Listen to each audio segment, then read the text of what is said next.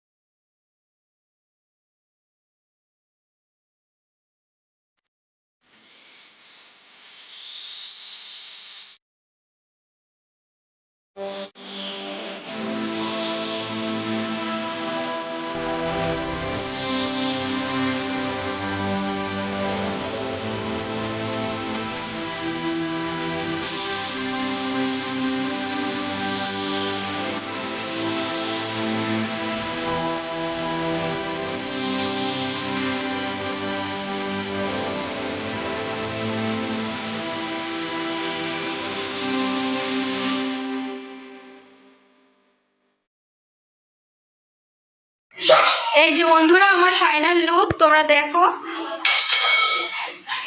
কেমন লাগছে আমাকে বলবে।